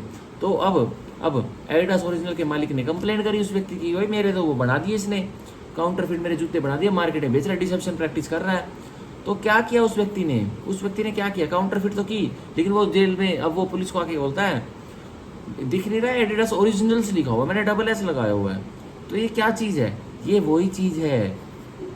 एक्सप्लेनेशन वन उसको क्लियर करिए, बिल्कुल भी जरूरी नहीं है कि जो जो काउंटर फिटिंग है वो हूबहू हो, भाई अलग भी हो सकती है, लेकिन काउंटर फिटिंग सब्सटेंशियल कोई पार्ट तक दिख रही है कि हाँ भाई इसी की काउंटर फिटिंग है, भाई बिल्कुल नक्शा वही, डिजाइन वही, उस जूते का वही, मान के चलिए वही 3 स्ट्रिप्स का डिजाइन जो एडिडास का हमारा है, वही 3 स्ट्रिप्स का डिजाइन और वही कलर का सब कुछ जूता, वही उसका सोल, वही उसका सब कुछ। तो क्या हुआ, उसने काउंटर फिट कर दिया, वो ये नहीं कह सकता नहीं इसमें तो डबल एस लगाओ पीछे, नहीं। अब मान के चलिए अगर भाई इन ऑफेंसेस पे, जो ऐसे ऑफेंस होते हैं दुनिया भर के, अब भाई सरोजनी नगर, दिल्ली का चांदनी चौक भरा पड़ा है काउंटर फिट माल से, अब ऐसे करने लग गए तो क्या होगा, कुछ भी नहीं होता भाई, दुनिया भर के काउंटर फिटिंग होती है। पर ये जूतों वूतों पे नहीं लगता कि भाई नोट्स होते हैं, करेंसी की काउंटर फिटिंग की किसी ने, 500 रुपये का, 200 रुपये का, 100 रुपये का नोट किसी ने बना लिया, प्रिंटर पे बना लिया। मान के चलो भाई कलर प्रिंटर है मेरे पास, मैं 500 का एक नोट देखता हूँ, 500 के नोट को बिल्कुल कलर की कॉपी निकाल लेता हूँ उसके और उसको बेच के आता हूँ। अरे भाई मैं ये नहीं कह सकता, अगर मैंने उसको चलाया ना दुकान पे जाके, नकली नोट को, जो 500 का मैंने कलर कॉपी निकाली अपने प्रिंटर से, ये लो जी अंकल मेरे को दे दो, क्या दे दो, फ्रूटी दे दो, कोका कोला दे दो। तो अगर वो कह रहा, अगर उसने मेरे को पकड़ लिया तो मैं इसको ये नहीं कह सकता कि असली है, वो तो मैं कहूँगा असली है, वो मेरे को पुलिस में पकड़वाएगा तो मैं ये नहीं कह सकता कि भाई वो है, एग्जैक्ट कॉपी थोड़ी है, ठीक है। तो यही है, एक्सप्रेशन मैंने क्लियर कर दी है। काउंटर फिटिंग नकली कॉपी से भी की जा सकती है भाई, हूबहू कॉपी ना हो, मिलती जुलती कुछ हद तक वैसी ही हो तो काउंटर फिटिंग हो जाती है, ठीक है। अब एक्सप्रेशन 2 हम पढ़ेंगे, सॉरी सेक्शन 2 के क्लोज 4 की एक्सप्लेनेशन 2 स्पष्टीकरण 2 हम पढ़ेंगे। When a person causes one thing to resemble another thing, जब एक व्यक्ति एक वस्तु को उठाकर दूसरी वस्तु बना डालता है, एक वस्तु से हूबहू कॉपी कर डालता है, मतलब उसको एक वस्तु से, जो ओरिजिनल वस्तु से एक नकली वस्तु बनानी है, ठीक है। And the resemblance is such that a person might be deceived thereby, पर और रिसेम्बलेंस ऐसी है, जो एक ओरिजिनल वस्तु से जो डुप्लीकेट वस्तु बनाई ना वो ऐसी है कि भाई जिस व्यक्ति को ये दिखाया जाएगा ना वो डिसीव हो जाएगा, ठीक है। इट शैल बी प्रिज्यूम्ड, तो शैल प्रिज्यूम्शन है, शैल मैंडेटरी कोर्ट को मानना ही पड़ेगा क्या, until the country is proved, जब तक कि भाई जब तक कि कुछ विपरीत हालात ना दिखाए, जब तक तो शैल प्रिज्यूम की प्रिजम्पशन है।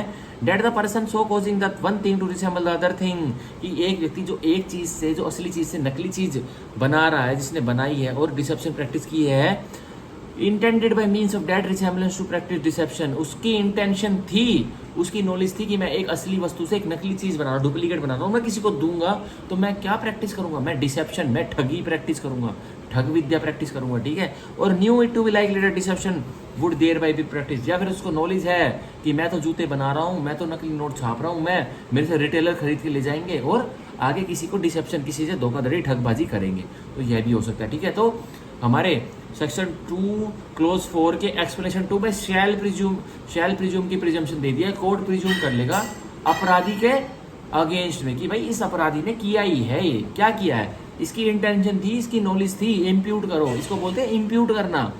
सेक्शन में खुलकर एक्सप्रेसली बता दिया, इसकी इंटेंशन मानो और इसकी नॉलेज भी मानो। अब इसका बर्डन है कि ये उतारेगा, ये कॉन्ट्रेरी प्रूव करेगा कि हम क्यों ना माने, हम शैल प्रिज्यूम की प्रिजम्पशन क्यों ना माने, हम क्यों, तो हमको अब डिसप्रूव कर, मतलब हमारी इस रिवर्ट कर इस प्रिजम्पशन को, ठीक है। तो उसका अब अक्यूज के वकील का सारा काम रह जाएगा, पर कोर्ट तो शैल प्रिज्यूम की प्रिजम्पशन मान के चलेगा कि यही है, क्या है ये, कि इसी ने ही जो एक ओरिजिनल प्रोडक्ट से डुप्लीकेट बनाया और उस डुप्लीकेट से किसी पे ठग विद्या प्रैक्टिस कर रहा है, मतलब डिसेप्शन प्रैक्टिस कर रहा है, ठगी प्रैक्टिस कर रहा है, तो कोर्ट तो शैल प्रिज्यूम की प्रिजम्पशन लेके चलता है भाई, ठीक है। अब कॉन्ट्ररी हालात दिखाना किसका काम है, अक्यूज का काम, अक्यूज का वकील है, अक्यूज का वकील दिखाएगा, ठीक है। तो ये था हमारा सेक्शन 2 का क्लोज 4। अब हम पढ़ेंगे सेक्शन 2 का क्लोज 5। और हाँ, सेक्शन 2 के क्लोज 4 का इसका काउंटरफिट का एक एग्जांपल देता हूँ, अभी रिसेंट में आया था भाई, बहुत चल रहा है। जैसे जयपुर में अभी क्या हुआ था, एक यूएसए की एक महिला थी, उन्होंने 6 करोड़ रुपए एक हीरे के लिए दिए थे एक जयपुर के किसी व्यापारी को, डायमंड मर्चेंट को, ठीक है। तो उस डायमंड मर्चेंट गुरु ने क्या किया, उसने 300 रुपये का कोई चमकीला पत्थर उस फॉरेनर लेडी को दे दिया, उससे 6 करोड़ रुपए ले लिए। वो महिला अपने लेके चली गई फौरन। अब वहाँ उसको पता लगा, जब स्टडी करी भाई, वो भी वहाँ की फौरन, वो डायमंड मर्चेंट थी, उसको पता भाई ये तो नकली है। अब इंडिया में आई तो पंगा हो गया। क्या हुआ? तो वो काउंटर फिटिंग का केस था, ठीक है। अब पढ़ते हैं सेक्शन 2 का क्लोज 5, कोर्ट। अभी अदालत क्या होता है? मीन्स अ जज who is empowered by law to act judicially alone. Court मतलब अदालत माने तो एक जज which is empowered by law, जिसको कि कानून ने शक्ति दी है, जिसको कि कानून ने काम पर लगाया है, टू एक्ट जुडिशली अलोन, की वो कार्य करेगा, एक्ट करेगा जुडिशली, अपना जुडिशियल माइंड अप्लाई करेगा। और कैसे करेगा? अलोन, अकेला करेगा, एक कोर्ट रूम में बैठ के। और अ बॉडी ऑफ जजेस which is empowered by law to act judicially as a body, या फिर बॉडी ऑफ जजेस है जिसको कानून ने एम्पावर किया, शक्ति प्रदान की है कि वो कैसे कैसे कैसे एक्ट करेगा, कैसे कार्य करेंगे, कैसे अपना जुडिशियल माइंड लगाएंगे एज अ बॉडी की तरह। अब बॉडी ऑफ जजेस क्या होती है? अब भाई सुप्रीम कोर्ट और हाई कोर्ट में जो बेंचेस गठन होते हैं भाई, डबल डिविजनल बेंच है, कॉन्स्टिट्यूशनल बेंच है, 11 बेंचेस की जजेस ने भाई सुना मामला, 7 जजेस की बेंच ने सुना, 5 डिविजन कॉन्स्टिट्यूशनल बेंच से सुना, डिविजनल बेंच से सुना, 3 जजेस की बेंच से सुना। तो वो बॉडी है जो सुप्रीम कोर्ट और हाई कोर्ट में होती है, ठीक है, जजेस की।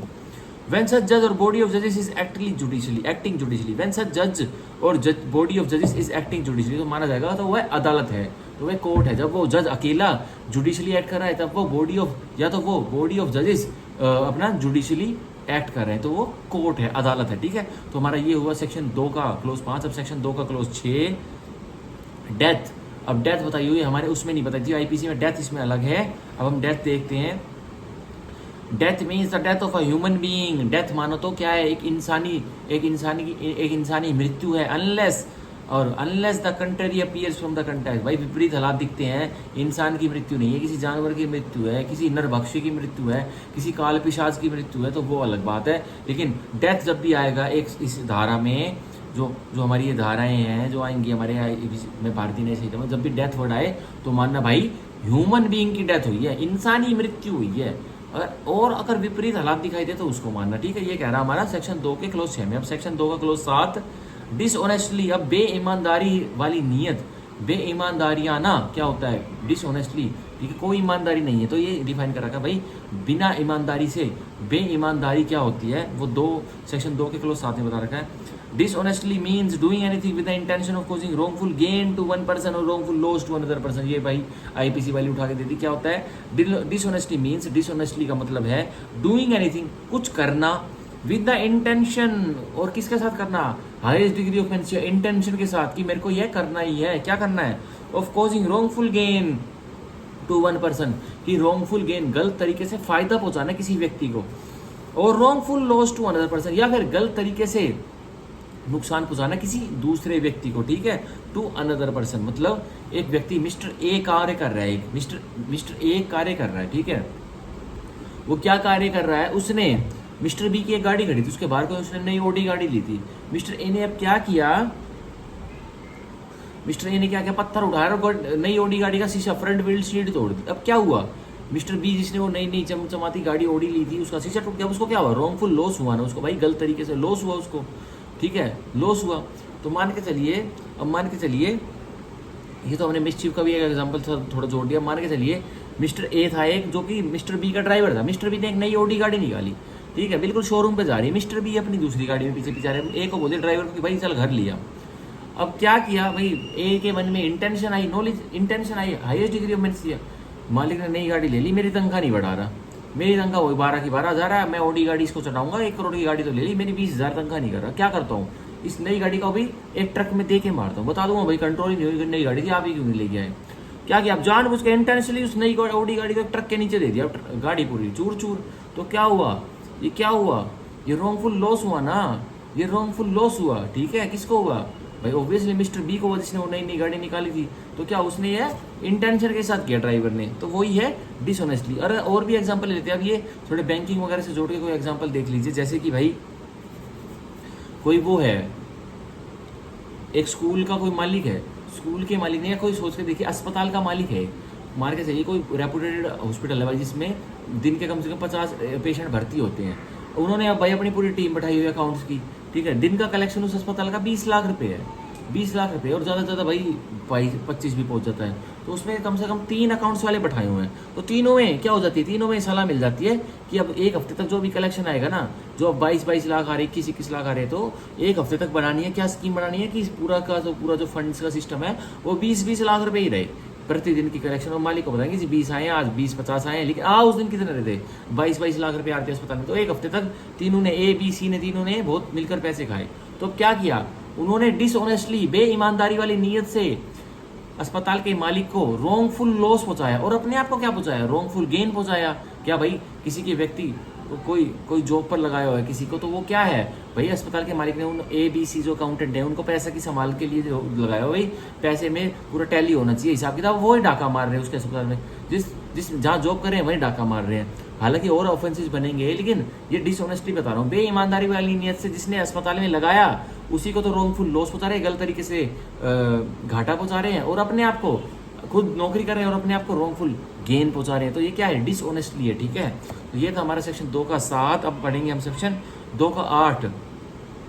इसमें बता रखा है डॉक्यूमेंट क्या होता है, दस्तावेज क्या होता है, ठीक है। आज हम 2:15 तक डेफिनेशन पढ़ेंगे सारी, ठीक है। 2:15 तक नहीं, आज हम पढ़ेंगे अपनी डेफिनेशन 2:10 तक, ठीक है।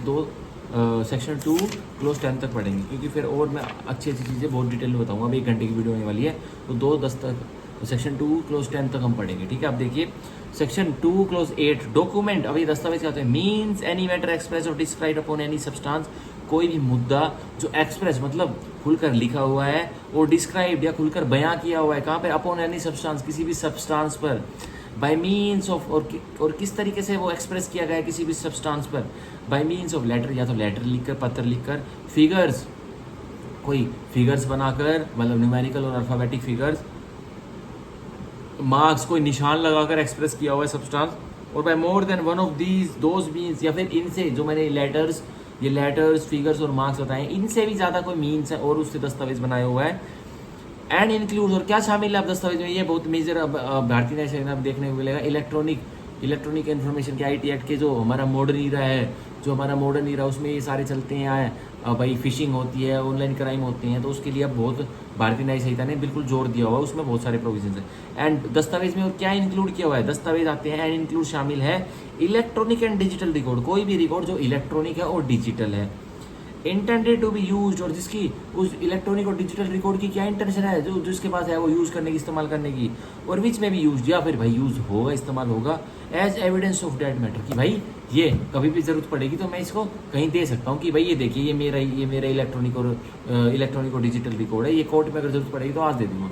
अब मान के चलिए अब बहुत सारे क्राइम होते हैं जो फोन पर होते हैं, फिशिंग वगैरह के क्राइम है, जिसमें स्कैमर्स पैसे उसे अकाउंट से निकाल लेते हैं। तो ये क्या होता है, सीधा भाई डिजिटल और electronic record, call detail record, जो CDR रिकॉर्ड होते हैं, भाई एयरटेल की सिम थी तो एयरटेल से मंगवाया जाएगा, तो उस रिकॉर्ड जो फीड है कंप्यूटर में, तो वो क्या करेंगे कंप्यूटर वाले, एक प्रिंट निकालेंगे, तो उस प्रिंट पे जो रिकॉर्ड आ गया वो electronic record, call detail record, जो CDR रिकॉर्ड एंट्री आ गई, भाई कौन से फोन नंबर एक्सचेंज हुए थे, कितने पैसे कहाँ गए थे, तो सारे उस प्लेन पेपर, वो जब तक प्लेन पेपर है तो वो प्लेन पेपर, ये डॉक्यूमेंट नहीं बनाया भी वो। जैसे कोई ऑफेंस हुआ और कोर्ट ने किसी व्यक्ति को, गवाह को बताया कि भाई जाओ अब कॉल डिटेल रिकॉर्ड लेके आओ, CDR रिकॉर्ड लेके आओ, और व्यक्ति क्या एक प्लेन पेपर ला के दे देगा, ये लो जी मैं तो अपने ऑफिस से ये लेकर आया हूँ, क्या वो कोई सब्सटेंस है उस पर, वो ओनली एक प्लेन पेपर है, तो हम उसे डॉक्यूमेंट नहीं कह सकते। हम डॉक्यूमेंट सिर्फ किसको कह सकते हैं, वो कॉल डिटेल रिकॉर्ड, भाई ये नंबर थे, इतने जगह पैसे गए, ये पैसे गए उस फिशिंग स्कैम में, तो वह सब्सटेंस होगी, तो उसे भी हमने डॉक्यूमेंट, हमारे भारतीय न्याय संहिता में डॉक्यूमेंट बनाया हुआ, ठीक है, as evidence of that matter. अब भाई एविडेंस दे सकते हैं ना, अब प्लेन पेपर का एविडेंस नहीं दे सकते। अब गवाह भाई पूरा कॉल डिटेल रिकॉर्ड लेके आएगा, उसमें 500 नंबर की सूची लेके आएगा एक पेपर में, A4 साइज के पेपर में, और कोर्ट को देगा, तो कोर्ट उसको कहेगा ना भाई सबूत है ये तो, बल्ले बल्ले, ठीक है। तो यही होता है दस्तावेज, ठीक है।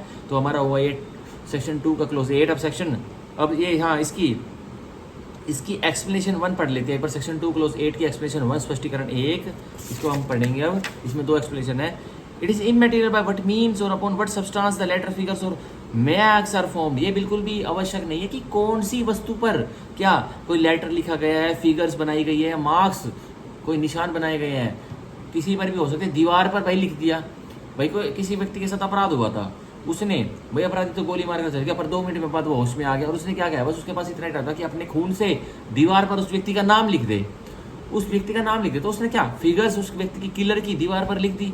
तो कोर्ट ये नहीं कहेगा, आप ये नहीं कह सकते कि भाई कागज पे क्यों नहीं लिखा उसने, डॉक्यूमेंट पेपर पे क्यों नहीं लिखा। अरे नहीं, लिखा हुआ है एक्सप्लेनेशन 1 स्पष्टीकरण 1 सेक्शन 2 क्लोज 8 का क्लियर करता है कि भाई अगर दीवार पे लिख दिया उसने अपने खून से, एक विक्टिम ने जिसको गोली मारकर जिसका मर्डर हुआ था, कि भाई मिस्टर एक्स ने मेरे को गोली मारी है और मैं उसकी वजह से मर रहा हूँ, तो वो भी क्या माना जाएगा, दस्तावेज ही माना जाएगा। और क्या उसकी फोटो गवाही में यूज हो सकती है, 100% हो सकती है, ठीक है।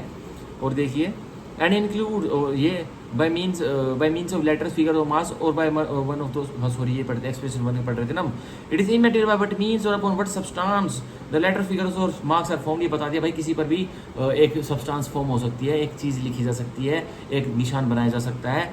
और whether the evidence is intended for or may be used in a court or not. और भाई जरूरी ये भी नहीं है कि भाई बिल्कुल एक कोर्ट में ही, एक अदालत में ही किसी सब्सटेंस का कोई गवाही देनी हो, सबूत देना हो, बिल्कुल जरूरी नहीं है। कोई वैसा भी हो सकता है जो इंटेंशन नहीं थी, आज मेरी इंटेंशन नहीं है, जो मैं अपनी जो एक पेपर है मेरी कोई बैंक की स्टेटमेंट मैं फॉर एग्जांपल निकालता हूँ, बैंक अकाउंट की स्टेटमेंट, मेरी आज इंटेंशन नहीं है। क्या इंटेंशन नहीं है कि भाई मैं कभी इसको मैं संभाल के रख रहा हूँ, मेरी कोई इंटेंशन नहीं है कि मैं इसको कोर्ट में सबूत के रूप में, गवाही के रूप में दूंगा, नहीं। पर मेरे साथ कोई फ्रॉड हो जाता है, माना चलिए कल ही मेरे साथ कोई फ्रॉड हो जाता है और मैं अपनी फिर से वो निकालता हूँ, अपनी स्टेटमेंट का रिकॉर्ड निकालता हूँ, तो भाई वो तो मेरी इंटेंशन है ना, दूंगा ना मैं उसको।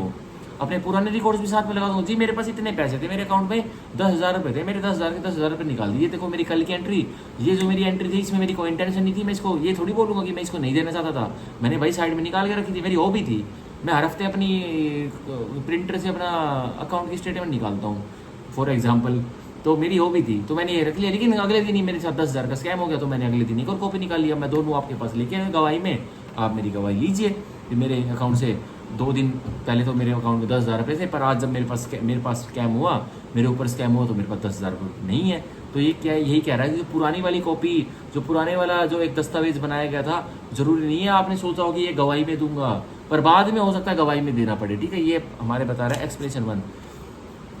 अब सेक्शन 2 क्लोज 8 के इलस्ट्रेशन पढ़ लेते हैं, जो कि इंपॉर्टेंट है, पेपर में आ जाते हैं। अब illustration A, writing expressing the terms of contract, एक लिखावट जो एक्सप्रेस कर रही है, जो बयां कर रही है क्या, टर्म्स है, जो शर्तें हैं किसकी, एक अनुबंध की। कॉन्ट्रैक्ट आती है अनुबंध, मतलब करार, करार तो एग्रीमेंट है, अनुबंध कॉन्ट्रैक्ट, ठीक है। Which may be use as evidence of the contract is a document, और जो कि यूज होगा किसकी तरह, गवाही सबूत की तरह यूज होगा कि भाई ये कॉन्ट्रैक्ट में ये टर्म्स थी, तो वो क्या है, वो दस्तावेज है, ठीक है। अब मान के चलिए ए और बी के बीच में एक पेंट करवाने का, एक बिल्डिंग के पेंट करवाने का कॉन्ट्रैक्ट हुआ, अनुबंध हुआ। ए इसमें हो गया प्रोमिसर, बी हो गया प्रोमिसियर, बी को पूरा बिल्डिंग में पेंट करना था, ए ने ठेका दिया था, 1 लाख रुपये कंसिडरेशन थी।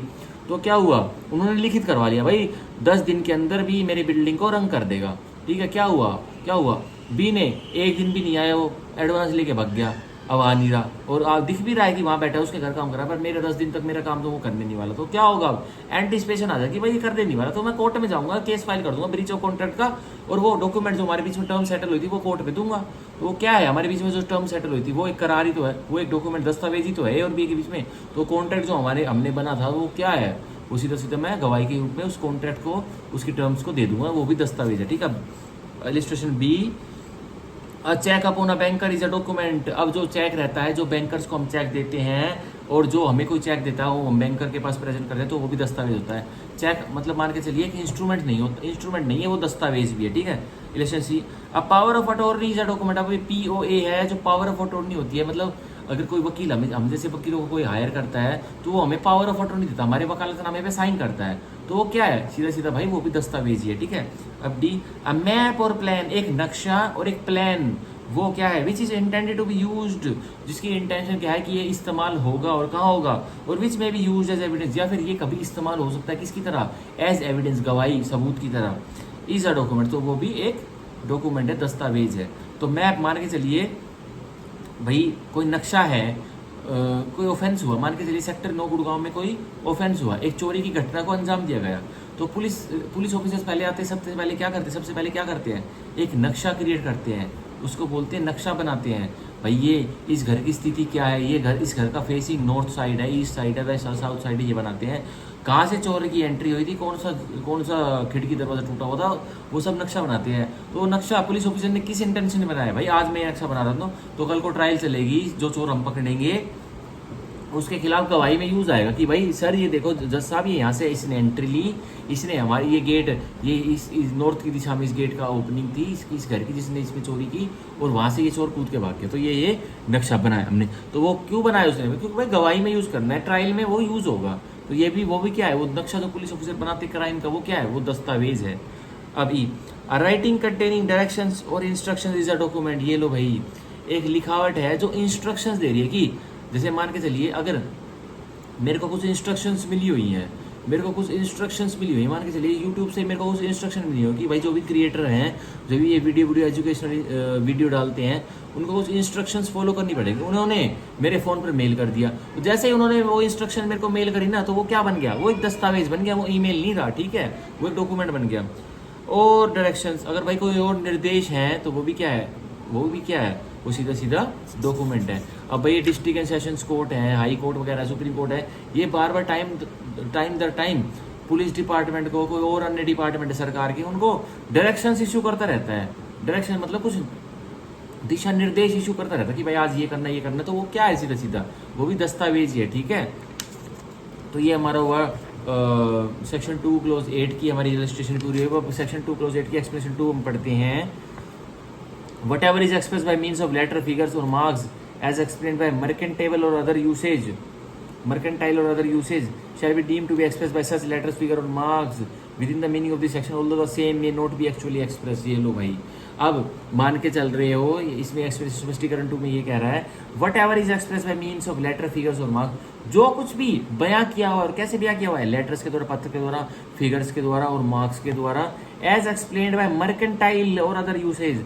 और वो एक्सप्लेन्ड है, उसको कौन एक्सप्लेन कर रहा है, उसको कौन बयां कर रहा है, मर्केंटाइल मतलब एक व्यक्ति ने लिखा, दूसरे के पास पहुंचा, दूसरे के पास पहुंच के किसी तीसरे के पास पहुंचा, व्यक्ति तीसरे के पास पहुंचा था, डायरेक्ट एक्सप्रेस करना चाहता था, पर भाई पहला जो व्यक्ति ने वो लेटर लिखा, वो दूसरे के पास जाना कंपलसरी है।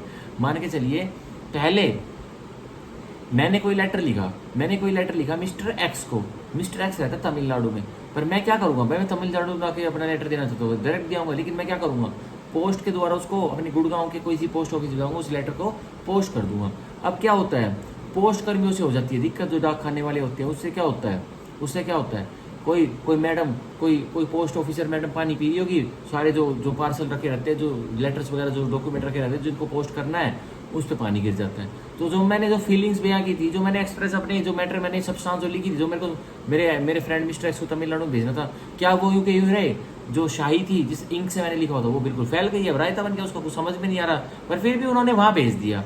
तो कह रहा फिर भी वो दस्तावेजी माने जाएंगे, ये मत सोचना कि वो अब खराब हो चुके हैं, वो अब मर्केंटाइल और अदर यूसेज में नहीं है वो, तो वो भी माना जाएगा, ठीक है। Shall be deemed to be express by such letters, तो माना जाएगा, मान लो कि वो वही लेटर्स के द्वारा आए हैं, फिगर्स के द्वारा आए हैं, मार्क्स के द्वारा आए, with in the meaning of this section. इस सेक्शन के तहत 2 क्लोज 8 के तहत although the same may not be actually express, क्या अब वो जो शाही उस मैडम ने पोस्ट डाक खाने वाली मैडम ने उसमें पानी गिरा दिया था मेरे लेटर पर, और वो पोस्ट करना था, और वो फिर भी उसने भिजवा दिया, क्या वो इंक जब फैल गई तो वो जो मैंने एक्चुअल में ब्याह कह रहे थे, जो मेरी भावनाएं थी, जो मैंने लेटर में लिखी थी, क्या वो दिखाई देंगी उस व्यक्ति को, मिस्टर एक्स को, मेरे फ्रेंड को? बिल्कुल भी नहीं देंगी, पर वो फिर भी दस्तावेज ही कहलाएगा। वो मेरे को फोन करके कहते, अरे भाई ये क्या भेज दिया, ये तूने इस पे पानी गिरा के भेजा है, किसी और से दिक्कत हुई है? अरे मैं यार मैंने तो नहीं भेजा, ये मर्केंटाइल एजेंट जो मेरा ये था ना, जो मैंने डाक खाने वाली मैडम को दिया था, उसने भाई कर दिया लगता है काम। तो ये हो सकता है, ठीक है। तो वो कहेगा कोई नहीं, अगला भेज दे, एक और भेज दे। क्या पता मैंने उस लेटर में लिखा हो कि भाई जो मैंने तेरे पैसे लिए थे 10 लाख रुपए, मैं उस पैसे को लौटाऊंगा, और मैं क्या पता उसमें लेटर में वादा लिख के भेजा था, एक प्रॉमिस लिख के भेज रहा था उसको, या मैं उस वादे के, उस लेटर के साथ एक चेक भी, ब्लैंक चेक भी मैंने साइन करके भेज दिया था, उसमें 10 लाख रुपए डाल दिए कि भाई अपना नाम लिख लियो, या अपनी वाइफ के अकाउंट में किसके भी करवाए उसका नाम लिख लियो। तो अब या तो वो लेटर पे पानी गिर गया, या फिर वो चेक के सारे डिजिट मिट गए और उसको पहुंच गया, यार चेक तो आया पर ये कैसा चेक भेजा तूने, तो वो गवाही के वो रख सकता है इसको, वो भी अभी दस्तावेज बना है, बरकरार है, ठीक है। तो यह थी हमारी एक्सप्रेशन 2 सेक्शन 2 क्लोज 8 की। हम पढ़ेंगे सेक्शन 2 क्लोज 9 फ्रॉडुलेंटली। अब ये देखिए, जालसाजी से फ्रॉडुलेंटली, धोखाधड़ी क्या होती है? Fraudulently means doing anything with the intention to defraud. Fraudulent धोखाधड़ी बस यही है, इंटेंशन से कुछ कार्य किया, intention highest degree of offence दिया, इंटेंशन से कार्य किया। और क्या इंटेंशन थी? Doing anything with the intention, कुछ भी कार्य किया, एनीथिंग व्हाटसोएवर, कुछ भी हो, ए किया या जेड किया, कुछ भी, मतलब एडी से चोटी तक संसार में जितने भी कार्य हैं जो ऑफेंस बन सकते हैं, जो धोखाधड़ी से हो सकते हैं, वो किया। और किस इंटेंशन से किया? क्या नियत थी? बस डी फ्रॉड की धोखाधड़ी करनी है, धोखाधड़ी करनी है, इस नीयत से किया, इंटेंशन से किया, नॉट अदरवाइज। अगर कोई और इंटेंशन नहीं थी, कुछ और अन्य नीयत थी, तो वो फ्रॉडुलेंटली नहीं बनेगा, तो वो जालसाजी नहीं बनेगी, फ्रॉडुलेंटली नहीं बनेगी, ठीक है, फर्जीवाड़ा नहीं बनेगा, ठीक है। इंटेंशन थी हाईएस्ट डिग्री ऑफ मेंसरिया, मतलब जो मेंसरी हमारा बुद्धि होती है, हमारा जो माइंड होता है, मस्तिष्क होता है, अगर वो था एक कार्य को करने के लिए जिससे क्या हो, एक व्यक्ति को घाटा हो, उसको डी फ्रॉड, उसको ठग सकूं मैं, तो क्या होगा कि भाई तूने ये कार्य फ्रॉडुलेंटली किया है, तूने इसमें जालसाजी दिखाई, तूने इसमें फर्जीवाड़ा दिखाया, ठीक है, बट नॉट अदरवाइज। अगर मेरी इंटेंशन नहीं है और मैं फिर एक व्यक्ति के साथ कुछ गुड फेथ में कैसे भी, भाई इंटेंशन नहीं है, मेरे को पता नहीं भाई उसके साथ क्या होने वाला, जो मैं एक्ट करूंगा उसके साथ क्या होने वाला, तो क्या है वो बिल्कुल भी फ्रॉडुलेंट नहीं है, धोखाधड़ी जालसाजी नहीं है उसमें। इसमें सीधा सा एग्जांपल देता हूँ, एक 500 रुपीज़ का नोट है, आप एक शॉपिंग मॉल में जाते हो, आप 10,000 रुपये की शॉपिंग करते हो, पर वो जो 500 रुपीज़ का आपके पास नोट है ना, वो हल्का सा क्या, उसका महात्मा गांधी जी होते हैं, महात्मा गांधी का कलर बिल्कुल फेड हुआ पड़ा है, भाई आपकी वाइफ ने वॉशिंग मशीन में धो दिया होगा, वॉश कर दिया होगा, या फिर मान के चलिए आप वो बीच में से पूरा आपके बच्चे ने फाड़ दिया था, वो आपने एक सेलो टेप से जो इनविजिबल आती है उससे चिपका लिया, और आप क्या करते हो, 10,000 की भाई शॉपिंग कर लेते हो, लेकिन वो 500 रुपये चलाते हो, आपकी इंटेंशन है कि जो 20 मेरे ये नोट है 500 के, तभी तो 10,000 रुपये बनेंगे, इसमें बिल्कुल बीच वाले नोट में इसको 500 को छुपा दूंगा और इनको दे दूंगा, वो हो जाता है आपका, वो तिगड़मबाजी काम कर जाती है। जो जिस भी मॉल में आप शॉपिंग करें, जिस भी शॉप पे शॉपिंग कर रहे हैं, वो पूरे पैसे रिसीव कर लेता है, आपको आपके क्लोथ दे देता, आप दुकान से बाहर, पर आपका नंबर वगैरह तो सब उसके पास आ चुका होता है। अब वो चाहे अगर उसके बाद में अकाउंट्स डिपार्टमेंट ने बोला अरे क्या फटा हुआ नोट ले लिया, ये तो धुआ हुआ नोट ले लिया, बिल्कुल आप तो आप दुकान से जा चुके हो, लेकिन आपकी इंटेंशन थी ना कि मेरे को ये 500 रुपये का नोट इन 20,000 रुपये जो मैं शॉपिंग कर रहा हूँ 10,000 रुपये, और इन 20 नंबर ऑफ नोट्स के साथ मिला के उनको दूंगा, तो आपने ये काम फ्रॉडुलेंटली किया, धोखाधड़ी से किया है, ठीक है। तो यह सीधा मतलब है धोखाधड़ी का। और भी अदर एग्जाम्पल्स हो सकते हैं, पर ये बेस्ट एग्जाम्पल है, ठीक है। अब हम पढ़ेंगे सेक्शन 2 क्लोज 10, जो कि हमारा आज का लास्ट रहेगा, वीडियो ज़्यादा लंबी होगी। जेंडर, अब बता रहा है लिंग क्या होता है। The pronoun he and it's derivative, जो प्रोनाउन ही है, जो प्रोनाउन है ना ही, मतलब ही आदमी, एंड इट्स डेरिवेटिव, और जो ही से जुड़ी हुई डेरिवेटिव्स है, क्या है, हिम, हिज, ये सारे डेरिवेटिव्स हैं। Are used of any person, जो इस्तेमाल किए जाते हैं किसी व्यक्ति के लिए, ठीक है। वेदर मेल, फीमेल और ट्रांसजेंडर, और ट्रांसजेंडर इसमें ऐड कर दिया, तो ही यूज हो गया इस एक्ट में। जहाँ भी वर्ड ही यूज होगा ना, तो मान लेना कि भाई वो ही यूज हुआ है, वो महिला के लिए भी, एक व्यक्ति के लिए भी, मतलब एक महिला के लिए भी, एक पुरुष के लिए भी, और एक ट्रांसजेंडर के लिए भी। अब ट्रांसजेंडर हमारा सेक्शन 2 क्लोज 10 में नया ऐड कर दिया गया है। ट्रांसजेंडर का वर्ड पहले ये आईपीसी में नहीं था, ट्रांसजेंडर के लिए भी जो पहले उसमें नहीं था, ही वर्ड अब उस ट्रांसजेंडर पे भी लगेगा। ये नहीं लिखा जाएगा, और अब जो आने वाले अपराध आने वाले हैं उस पर ये नहीं लिखा जाएगा कि भाई whoever, मतलब किसी व्यक्ति ने एक एक्ट किया, तो ये नहीं लिखा जाएगा कि transgender did the act, female did the act, man did the act, no, ही लिखा जाएगा सीधा। ही से तुरंत समझ लेना, अगर कोई अपराधी पकड़ा जाता तो सीधा समझ लेना कि भाई मेल है, फीमेल है, या फिर ट्रांसजेंडर, जैसा भी हालात दिखाएं, ठीक है। तो यह था हमारा सेक्शन 2 क्लोज 10। इसकी एक्सप्लेनेशन भी, स्पष्टीकरण भी है, ये पढ़ लेते हैं एक्सप्लेनेशन सेक्शन 2 क्लोज 10 की। Transgender shall have the meaning assign to it in the clause K of section 2 of transgender person protection of rights act 2019। तो कह रहा है जो ट्रांसजेंडर जेनेसिस दे रहा है, जेनेसिस ट्रांसजेंडर की डेफिनेशन, प्रॉपर डेफिनेशन किस में दे रखी है, सेक्शन 2 क्लोज के में दे रखी है। और कौन से एक्ट के, कौन से स्टैट्यूट के, transgender persons protection of rights act 2019। तो जेनेसिस वहां से ले लेना, ट्रांसजेंडर की आपको अभिलाषा है डेफिनेशन पढ़ने की, तो section 2 close K of the transgender persons protection of rights act 2019 से उठाकर पढ़ लेना। तो ये जेनेसिस बता रहा है, ठीक है।